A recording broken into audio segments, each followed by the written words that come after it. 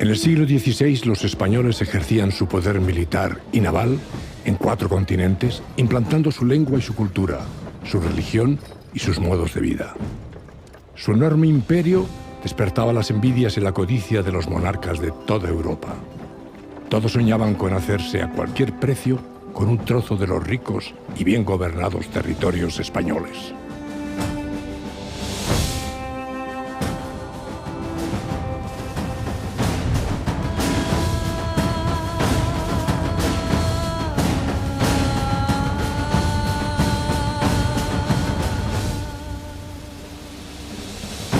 Cuando murió el emperador Carlos I, su hijo Felipe II se encontró con un imperio en el que no se ponía el sol. El rey Prudente y sus descendientes tuvieron que luchar contra viento y marea contra franceses, turcos, ingleses, holandeses, herejes, corsarios y piratas. Y el mejor instrumento que tuvieron para defender los intereses de España fueron los tercios españoles, la mejor infantería de todos los tiempos. A pesar de que Felipe II nunca declaró la guerra a ninguno de sus enemigos, al igual que su padre, el emperador Carlos, se vio obligado a guerrear sin descanso para defender y conservar lo que legítimamente era suyo. La monarquía hispánica de Felipe II, como luego la de su hijo Felipe III y su nieto Felipe IV, se vio obligada a movilizar todos sus recursos para enfrentarse a sus enemigos y para defender un imperio con posesiones en 5 continentes.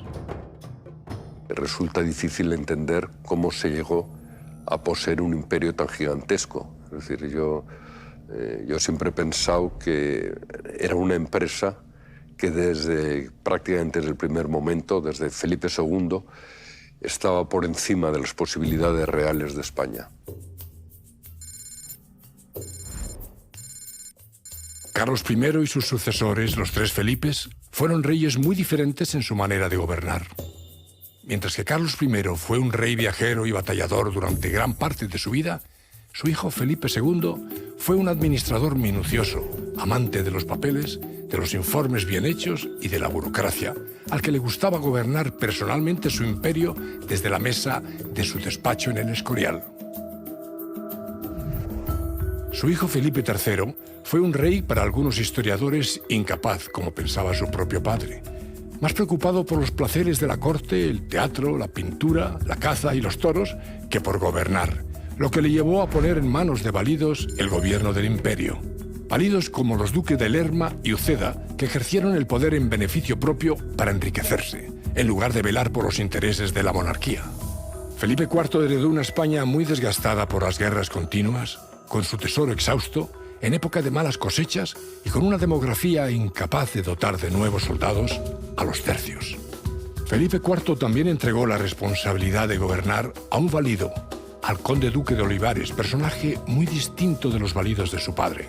Olivares era un trabajador incansable, reformista, que luchó contra la corrupción al tiempo que se esforzaba por mantener y defender los intereses de España frente a enemigos poderosos como el cardenal francés Richelieu o el rey sueco Gustavo Adolfo. Se puede afirmar que para los austrias españoles, la guerra de Flandes fue su mayor preocupación, ya que en aquella fecha, los Países Bajos eran el centro financiero más importante del mundo.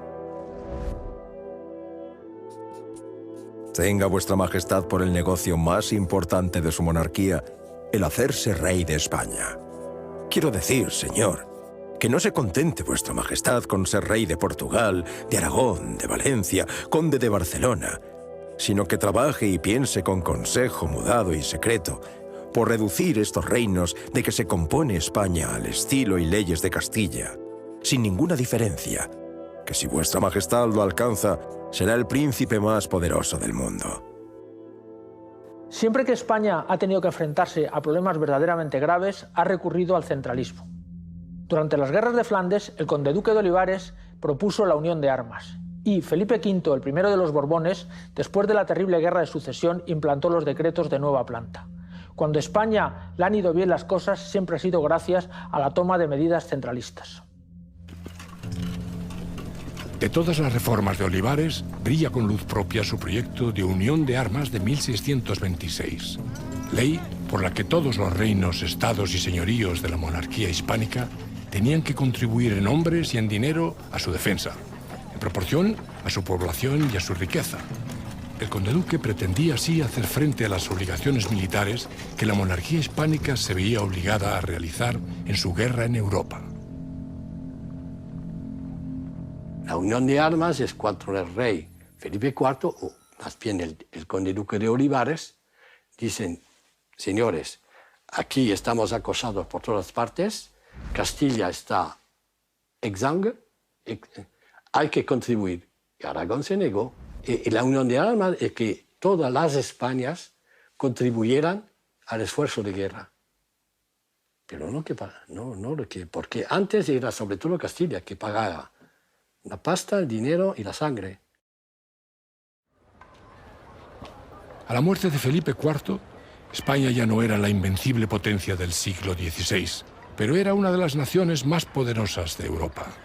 Sus tercios, que habían vencido en San Quintín en 1557 y habían rendido Breda en 1625, a pesar de ser derrotados en Rocroi en 1643, seguían permitiendo a España ser una nación que había de gobernar medio mundo durante más de siglo y medio, hasta su derrota en Ayacucho en 1824. En febrero de 1525, en los campos de Pavía, un ejército francés al mando del rey Francisco I se enfrentó a los soldados del emperador Carlos I de España. Al comenzar la batalla, los franceses consiguieron anular la artillería imperial, por lo que el rey francés ordenó lanzarse a la carga a su caballería, la más noble y poderosa de Europa. Frente a ellos estaban 3.000 arcabuceros españoles, mandados por Alfonso de Ábalos, marqués del Basto, que con sus descargas abatieron en pocos minutos a los caballeros franceses. Uno de los vencedores de Pavía, que es el marqués del Basto, yo soy su sobrino tatarabuelo, o sea, él era el segundo marqués del Basto, yo soy el 16º. Y tiene un rol fundamental en la batalla, porque Pescara le manda una misión. Tiene que coger a 3.000 arcabuceros y ir corriendo a través de la niebla, porque la batalla ocurrió en horas muy tempranas. En el momento álgido de la batalla, son sus arcabuceros los que rodean a la caballería francesa y terminan capturando a Francisco I de Francia. Pavía es el gran cambio de paradigma. Primero, termina el reinado de la caballería francesa. La caballería pesada muere. Además muere físicamente, porque la mayoría de la nobleza francesa se la cargan los tercios españoles allí. Segundo, es el fin de una época respecto a la infantería, porque las guerras italianas las había dominado la infantería suiza, los famosos mercenarios suizos, cuyo último remanente es la Guardia Suiza del Papa. Bueno, a partir de aquí, los mercenarios suizos caen en un declive claro. Ya los campos de batalla no son suyos. Y es el momento en el que el arcabuz y después el mosquete empieza a ser el rey de los campos de batalla y sobre todo la infantería española. La infantería española durante los siguientes 100 años va a dominar completamente cualquier campo.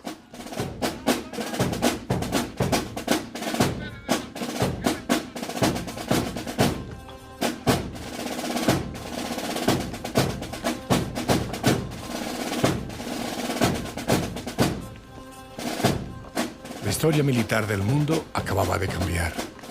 Los soldados españoles se convertían, gracias a su táctica y a la potencia de sus armas de fuego y su capacidad para adaptarse a cualquier situación, en los dueños de los campos de batalla a lo largo de 2 siglos.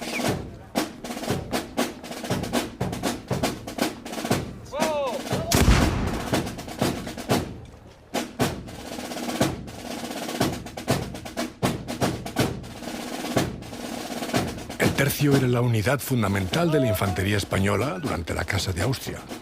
Los 3 primeros tercios que se crearon fueron los tercios viejos de Sicilia, Milán y Nápoles en tiempo de Carlos I, seguidos de los de Cerdeña y de Galeras.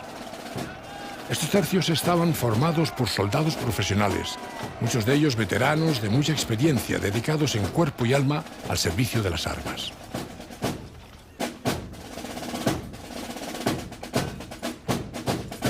El tercio se dividía en compañías mandadas por un capitán que personalmente había sido responsable del reclutamiento de sus soldados.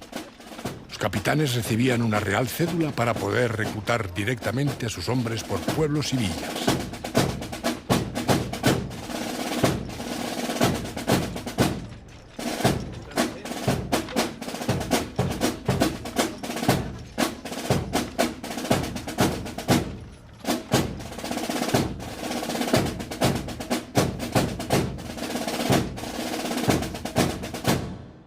No hay otro más que español en los tercios.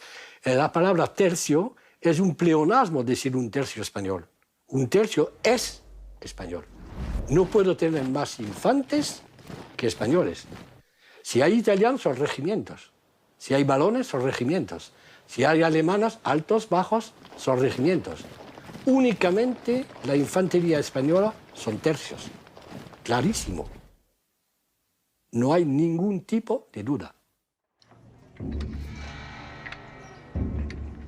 El tercio luchaba combinando de forma muy eficaz las armas blancas, picas, espadas y las de fuego, arcabuces y mosquetes, ganando fama de invencibles entre sus enemigos desde comienzos del siglo XVI hasta bien avanzado el XVII.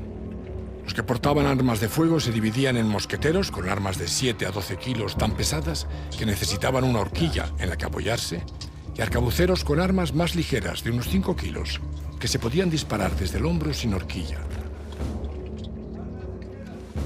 Para las armas de fuego se usaban 12 cargas de pólvora en tubos de madera unidos a un correaje que popularmente se denominaban los 12 apóstoles.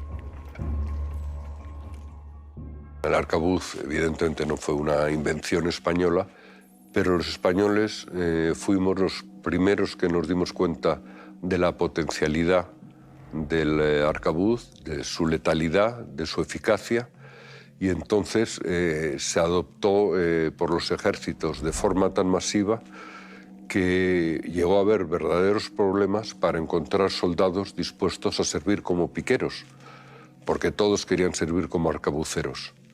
Otra especialidad eran los mosqueteros, pero el problema es que el mosquetero era un arma mucho más pesada, tanto que requería una horquilla para tirar con ella.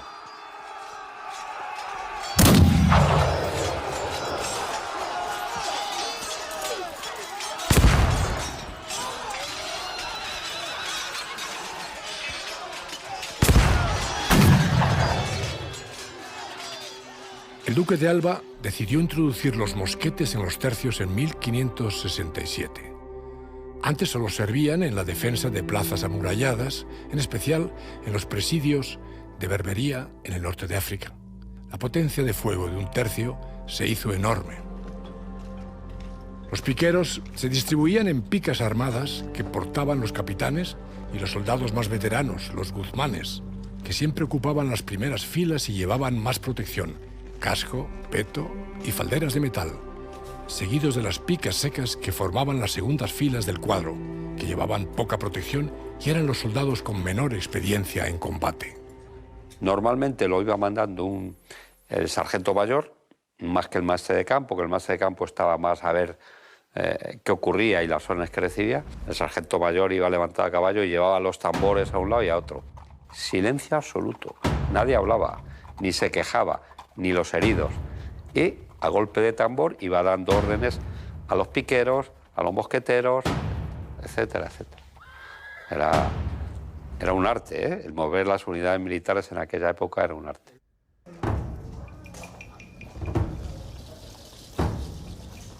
Los soldados españoles llevaban siempre espada. La espada era su gran baza en cualquier combate cuerpo a cuerpo y en su manejo tenían los españoles una acreditadísima fama. Normalmente era de doble filo y no solía medir más de 1 metro para hacerse más ligera y transportable.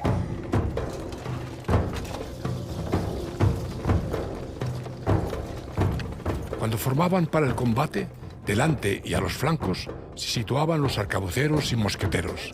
Primero solían abrir fuego los pesados mosquetes, normalmente a unos 100 metros del enemigo. Posteriormente disparaban los arcabuces a menor distancia. Y a continuación la gran masa de piqueros, que avanzaba ordenadamente en cuadro, formaban una barrera de hierro, bajando sus largas picas, apuntando a la garganta de las tropas atacantes. Eran como un gigantesco erizo de acero, madera, fuego y cuero que maniobraban en el campo de batalla de forma aterradora.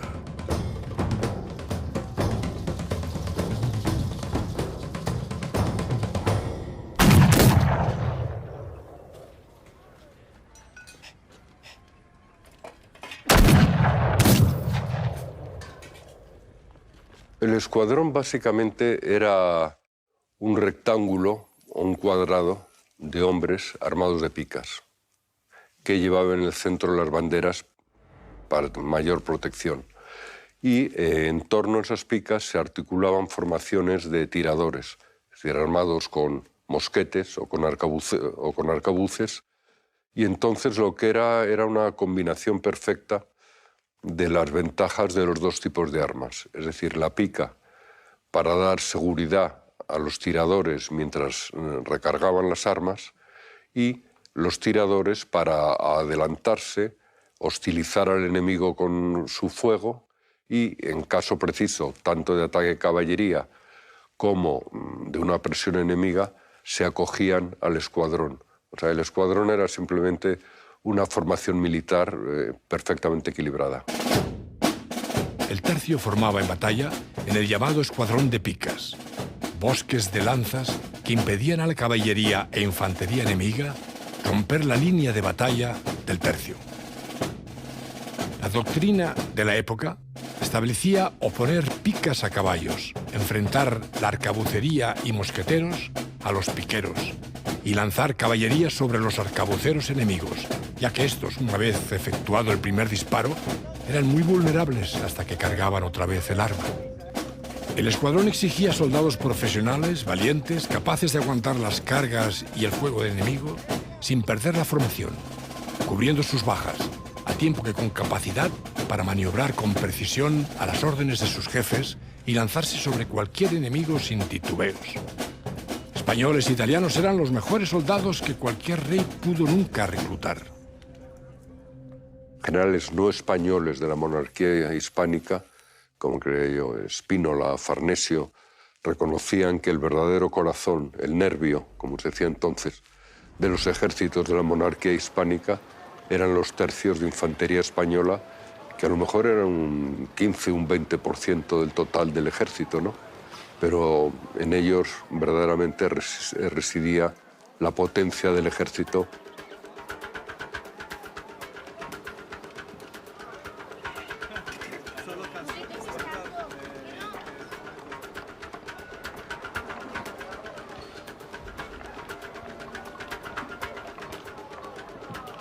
Todos los grandes maestres de campo entraron con 18 años. Soldado. Y de soldado raso, de bisonio, empezaron a ascender por méritos. Es cuando se imponen los méritos. Ese verso de Calderón que dice, no se mira de dónde nace, sino cómo procede, ¿no? La mayor república es, dicen, ¿no? República habla de igualdad de oportunidades. Y en ese sentido es el mérito. Oye, mira, ya puedes tener sangre real y tal. No, aquí lo que importa es cómo procede. La gente ascendía por méritos exclusivamente. A capitán llegaban 10 años, a los 10 años, 12 años. Capitán tenía por los 30 años, más o menos. Navarro fue el que inventó el fuego graneado. El fuego graneado era no solo piquero, sino metía un arcabucero, de tal forma que cada capitán tenía un arcabuz al lado para facilitarle el derribar al de enfrente, ¿no? Y entonces había la mitad eran piqueros, o como mínimo había cada dos un piquero para facilitar el combate este. Y luego los que iban delante con la pica, normalmente lo que hacían era matar, derribar, porque el segundo que iba detrás con la pica por este costado te lo remataba. Y el tercero todavía tenía opción para que si veían cualquier movimiento, pinchase al que estaba ahí para que no te atacase las piernas. Los tercios españoles, gracias a esta forma de hacer la guerra, se convirtieron en los dueños imbatibles de los campos de batalla. El tercio español destacaba por su disciplina y presencia de ánimo en todo tipo de combates. Sus soldados luchaban por su honor, por su rey y sus banderas, por su España y por su fe católica.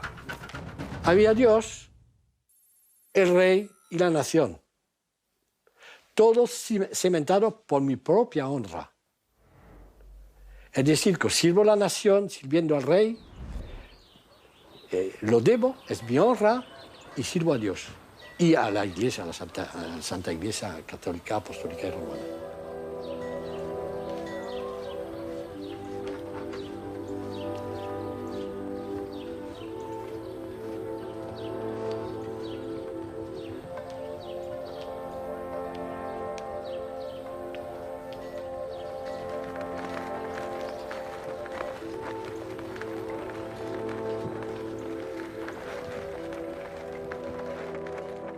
La honra del soldado español no es un mito, es una auténtica realidad.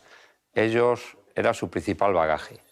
Eran hombres que no tenían otro beneficio, otro interés que mantener su honra, ¿no? Y mantener bien alto la honra de su rey, al que servían, ¿no? De tal forma que incluso hasta los amotinados, para no perder la honra, siempre fueron leales al rey. Decía, me deben dinero, pero yo soy leal al rey. Es algo que desde aquí parece un poco utópico, ¿no? Entonces era su mochila, era su razón de ser el mantener la honra, y por ella vivían y morían. La frase esa, somos un tercio español, no tenemos otra opción que o victoria o muerte. Los tercios españoles solían hacer uso de formas de combate, formas de guerra irregulares, posibles gracias a su enorme moral y combatividad. A los tercios acompañaba artillería, zapadores y abundante caballería. Los tercios no solo eran invencibles en campo abierto. En Flandes, la mayoría de las batallas estaban vinculadas al asedio de plazas fortificadas, según marcaba la entonces imperante traza italiana, sistema diseñado para resistir el fuego de la artillería de la época.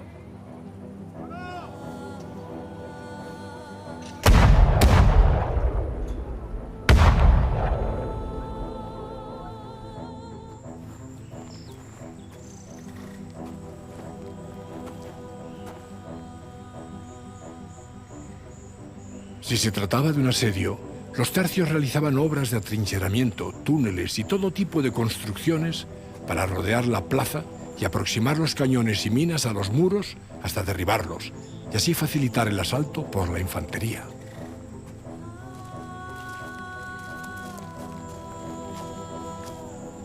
Las encamisadas eran acciones en las que un reducido grupo de los mejores hombres perpetraban incursiones por la noche en el campo enemigo. Daban un golpe de mano armados tan solo con la espada y su daga, sin ninguna protección, ataviados con una simple camisa blanca, de ahí el nombre, para distinguirse de sus contrarios. Estos ataques provocaban el terror entre sus enemigos.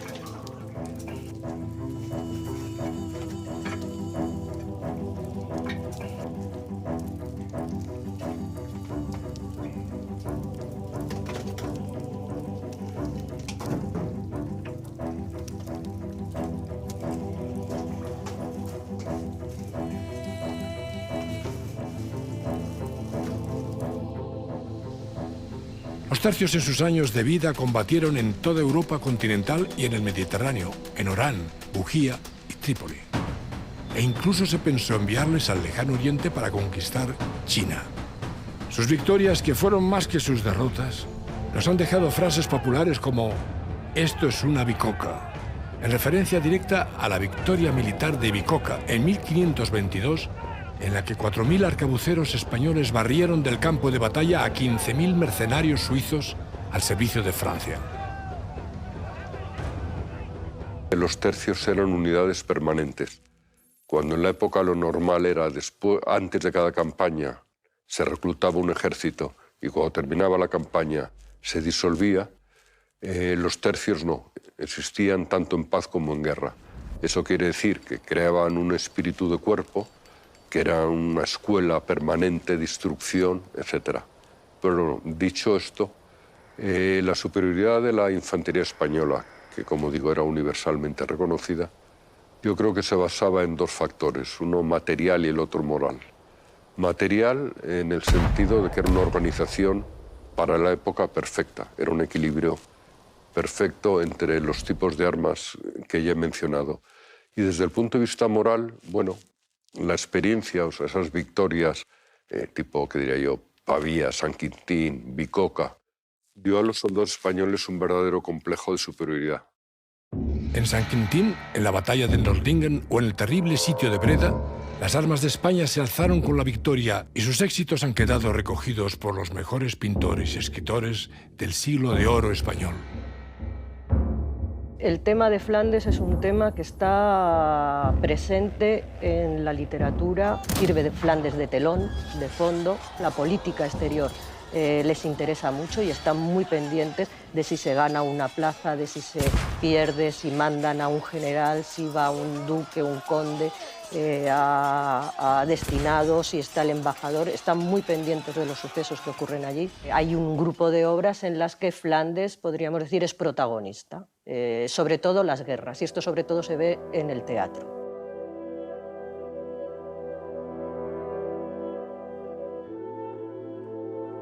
Una de ellas, sin duda, es el sitio de Breda de Calderón de la Barca.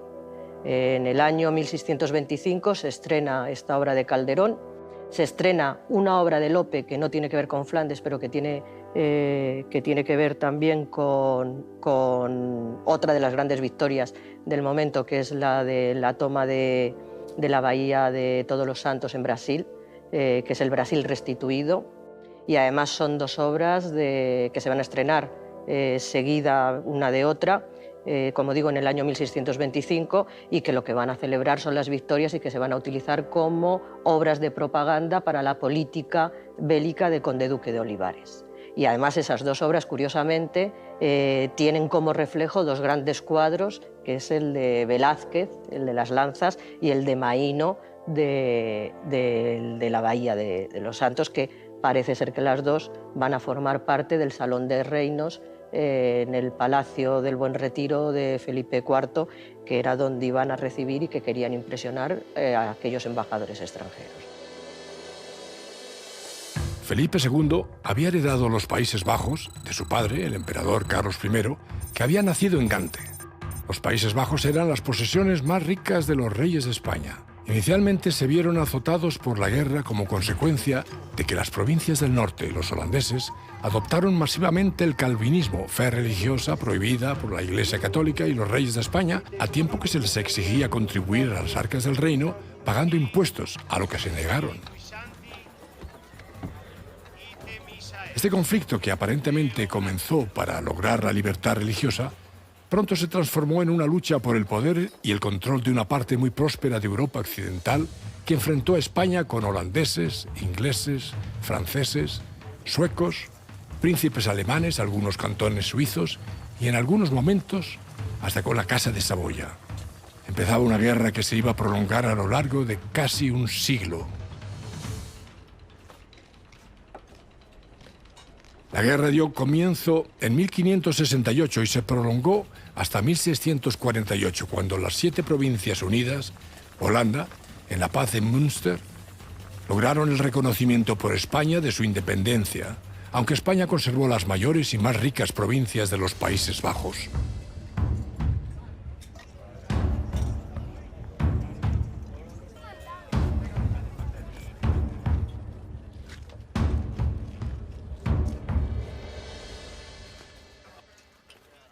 La guerra de Flandes fue agotadora para la monarquía española, especialmente por la enorme distancia que separaba los campos de batalla de los Países Bajos del corazón de la monarquía hispánica.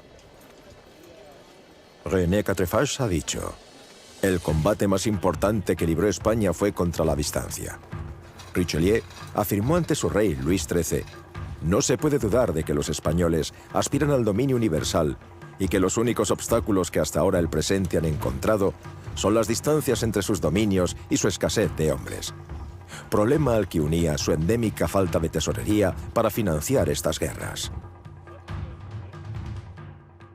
Para mantener la soberanía de España en los Países Bajos, en 1544 Álvaro de Bazán envió 3.000 hombres a luchar a Flandes. Estos hombres fueron en barcos españoles saliendo desde las costas del Cantábrico. Pero en 1588 esta ruta naval quedó interrumpida al caer el puerto de Calais en manos enemigas y subir al trono de Inglaterra Isabel I. En 1563, el cardenal Granvela, para una futura visita que Felipe II pensaba hacer en Flandes, trazó una ruta terrestre que discurría entre Milán y los Países Bajos, pasando fundamentalmente por territorios propiedad de la corona española. La necesidad de buscar una vía terrestre para llevar tropas llevó a recuperar el proyecto de Gran Vela en 1567. Nacía el Camino Español que a lo largo de cerca de 1.100 kilómetros iba a cruzar Europa de sur a norte, partiendo desde el milanesado para seguir por Saboya, Piamonte, el Franco Condado, Alsacia, Lorena, Luxemburgo, el Obispado de Lieja, hasta llegar a Namur y Bruselas. Nacía el primer trazado de El Camino Español.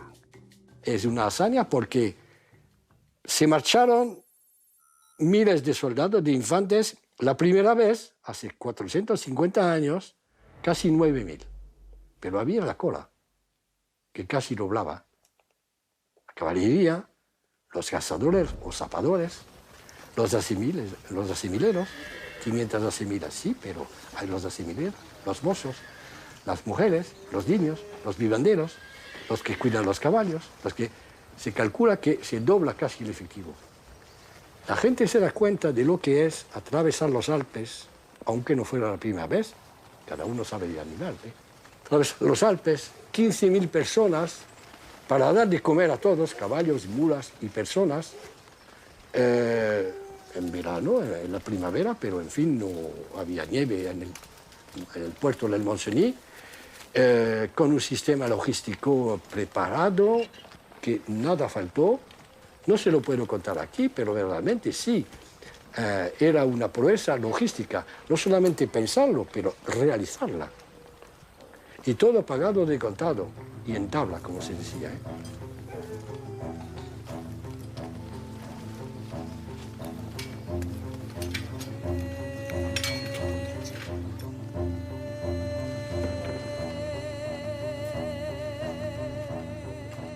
Más que un alarde logístico, yo creo que es un alarde estratégico, porque no solo era alimentar a las tropas, sino llevarlas, ¿no? Y bueno, también se podía comparar con lo de Aníbal. Yo creo que fue una gran gesta. A mí me gusta siempre, hago una transferencia a los tiempos actuales. Aquella gente creo que andaba 5 leguas, 27 kilómetros y medio cada día, más o menos, y tardaban 2 meses. Si nosotros decimos cuál es la velocidad actual de una columna militar motorizada, pueden ser 350 o 400 kilómetros diarios, pongamos 400, que es poco, pero pongamos 400. Durante 2 meses en marcha nos vamos a 4 por 6, 24.000 kilómetros. Estamos hablando que si lo trasladamos a los tiempos actuales, el esfuerzo que hacía era el equivalente de irnos pues, a Corea del Norte.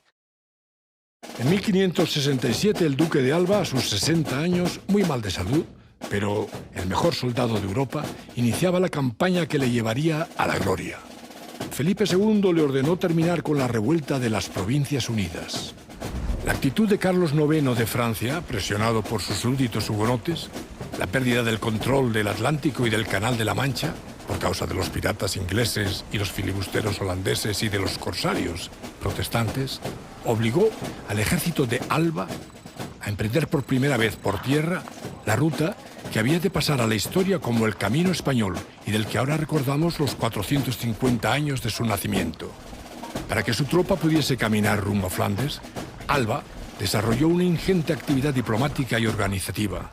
Durante todo el camino, la diplomacia y el dinero irán ganando la voluntad de los amigos de España, siempre recelosos de su poder y ansiosos por conseguir el oro español, para que abriesen sus puertas para el paso de los soldados de su católica majestad Felipe II.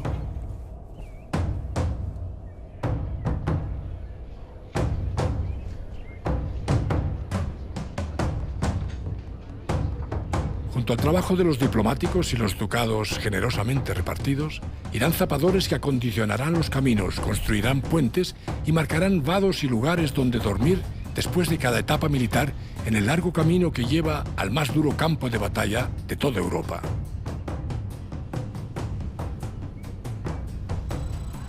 En la plaza fuerte de Milán, las tropas de Flandes fueron acuarteladas. Los soldados veteranos de Italia, que llegaban desde la misma Lombardía, de Sicilia, Palermo, Messina y Nápoles, fueron sustituidos por soldados bisoños transportados por Andrea Doria en sus buques desde España.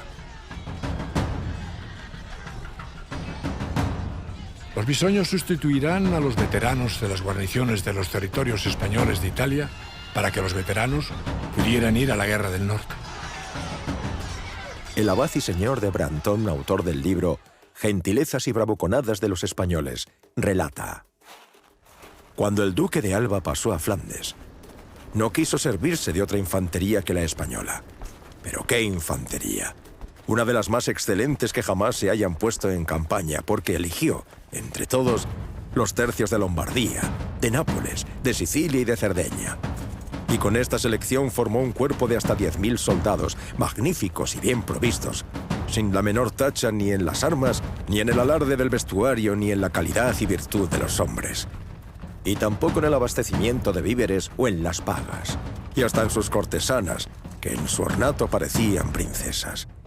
En suma, nada le faltaba. Y al pasar cerca de la frontera de Francia, por Lorena, los caminos se abarquillaban, por así decir, de la gente que fue a contemplarlos.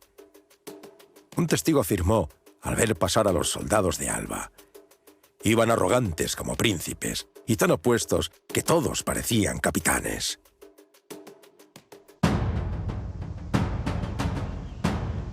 Con Alba marcharán 4 tercios veteranos: Nápoles, Sicilia, Lombardía y Cerdeña, en total 49 compañías. En vanguardia, el tercio viejo de Nápoles, seguido del de Lombardía, 4 compañías de caballería ligera y todo el equipaje. A retaguardia, los tercios de Sicilia y Cerdeña y 2 compañías de jinetes albaneses. Eran 10.000 hombres mandados por los soldados mejores de su tiempo: Alonso de Ulloa, Sancho Londoño, Julián Romero de Ibarrola, que desde mochilero alcanzó los puestos más altos de la milicia, algo que solo podía ocurrir en los ejércitos del rey católico, y Gonzalo de Bracamonte.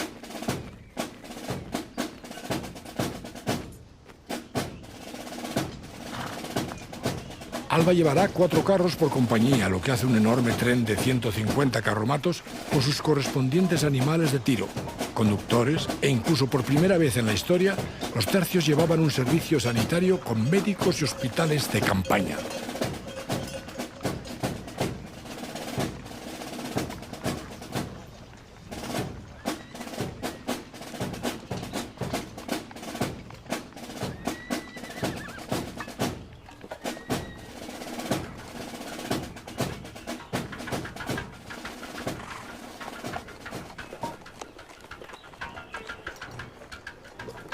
El camino español no tenía un trazado fijo, ya que se veía siempre alterado por las condiciones climáticas, los cambios de alianzas, las amenazas de los enemigos de España y el problema de alimentar a toda la tropa a lo largo de un viaje tan largo.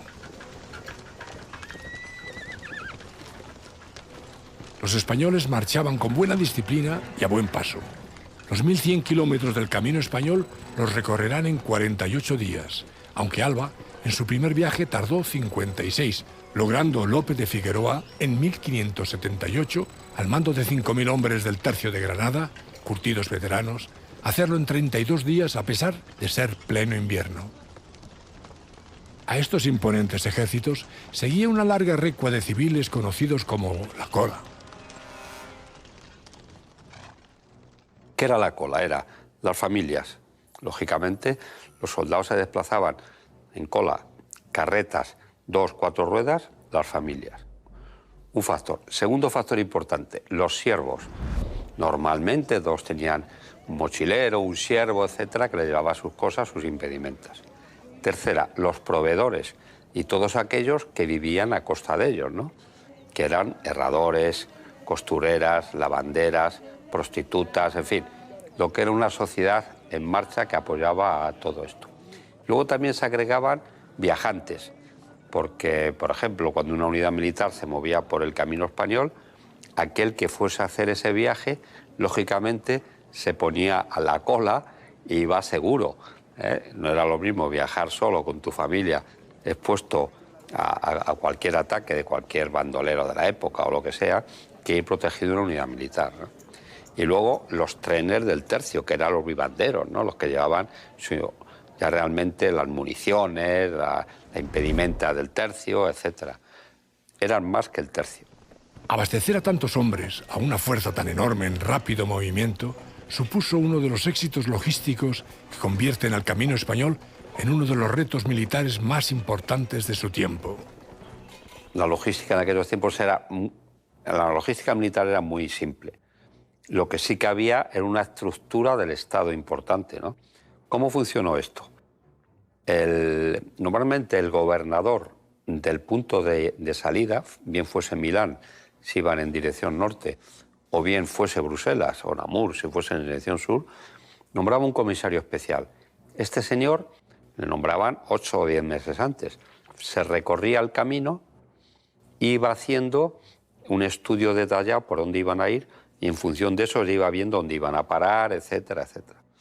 En función de la velocidad que quería que llevaran y los sitios donde iban a parar, sobre todo, ¿no? Una vez que había hecho esto, lo volvía a recorrer y tomaba contacto con las autoridades.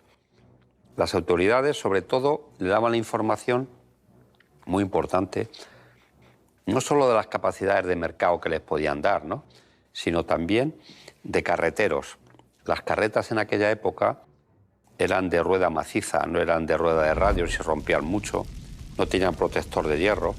Entonces, arreglar las carretas era esencial, ¿no? Herradores, aunque llevaban herradores, pero se perdía mucha herradura. Reponer ganado que moría por el camino. Estamos hablando de unas marchas tremendas, ¿no? Todas esas capacidades que tenían, él tomaba nota. Una vez que tenía todo ese esquema, el Estado hacía una especie de concurso, así de simple, y se presentaban asentistas que eran empresarios de la época y podían decir, yo me voy a encargar de este tramo. En este viaje, las tropas iban solo armadas de espadas y puñales para evitar delitos, fugas, muertes e incidentes a lo largo del camino. En ocasiones el ejército se veía obligado a pasar por ciertas poblaciones en pequeños contingentes de entre 200 hasta 3.000 hombres, como máximo, para no aterrorizar a las poblaciones por las que pasaban, como los cantones suizos.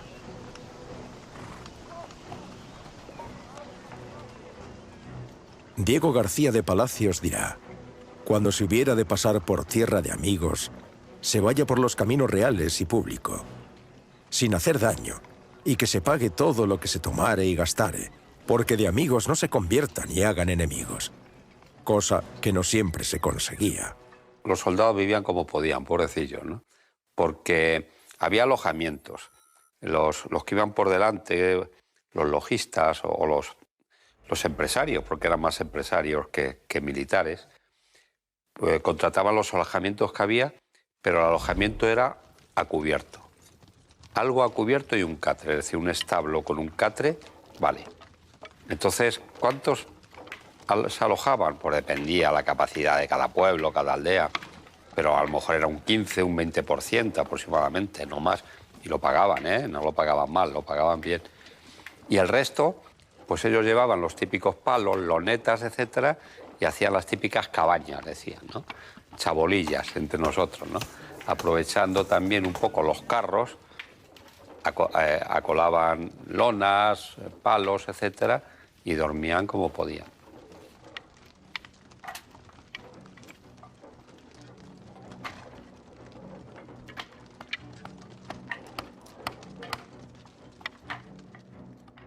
Pero los obstáculos no siempre se podían resolver diplomáticamente con buenas palabras o con dinero.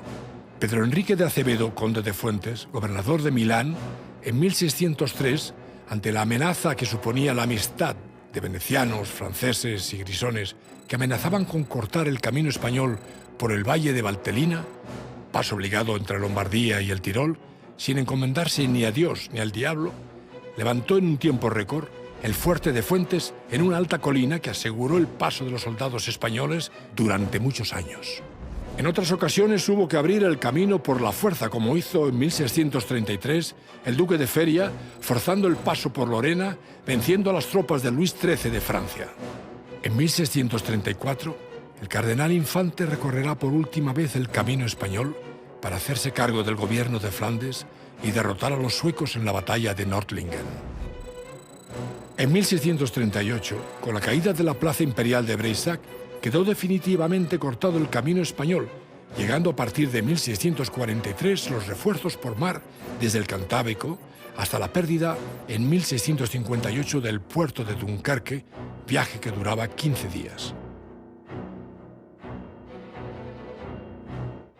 La guerra en Flandes duró de 1568 a 1609, con un parón bélico, gracias a la tregua de los 12 años que logró Felipe II, para seguir desde 1621 a 1648 hasta las paces de Westfalia y Münster. Este conflicto devoró durante más de 80 años el tesoro real para nada. Las Provincias Unidas se independizaron del imperio, logrando además las colonias que ya habían ocupado en las Indias Orientales. La batalla de Rocroi, el 19 de mayo de 1643, marcó un antes y un después en la legendaria historia de los tercios españoles.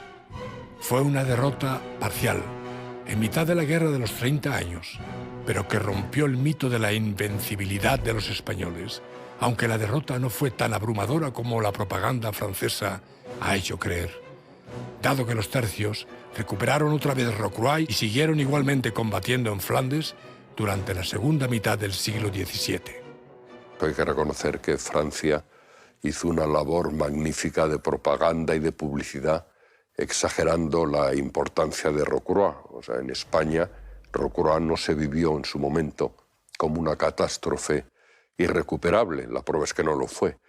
Y claro que queda muchísimo imperio, ¿no? Queda prácticamente todo. Es decir, Italia estaba intacta, se mantenían los Países Bajos, por supuesto, estaba toda América, Filipinas con las islas adyacentes, o sea, no solo el archipiélago filipino en sí. Es decir, que tras Rocroi, España siguió siendo el imperio más grande del mundo de la época, vamos, sin duda. Bajo el reinado de Carlos II, el hechizado, continuaron los ataques franceses para acabar con lo poco que quedaba del Flandes hispánico. Mediante la paz de Aquisgrán en 1668, España volvía a perder varias plazas en la región. 5 años más tarde, Luis XIV propuso intercambiar Flandes por el Rosellón y la mitad de la Cerdaña, comarcas perdidas al norte de los Pirineos, pero Carlos II se negó en redondo, lo que significó el estallido de una nueva guerra. Con la paz de Utrecht se puso fin a la guerra de sucesión y Felipe V se convirtió en el primer rey de España. El pretendiente al trono español pasó a ser rey y emperador del Sacro Imperio Romano Germánico y recibió, al firmar la paz, los territorios de Flandes que hasta entonces eran españoles. Como consecuencia de todo esto, en 1704, el nuevo rey de España, Felipe, disolvió definitivamente a los tercios.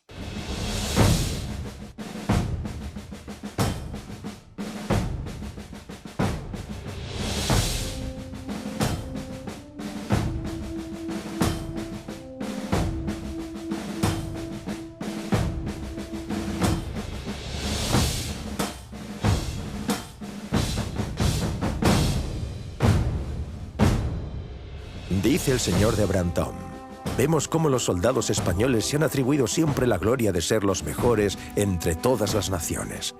Y, por cierto, no les falta base para tal opinión y confianza, porque a sus palabras las han acompañado los hechos.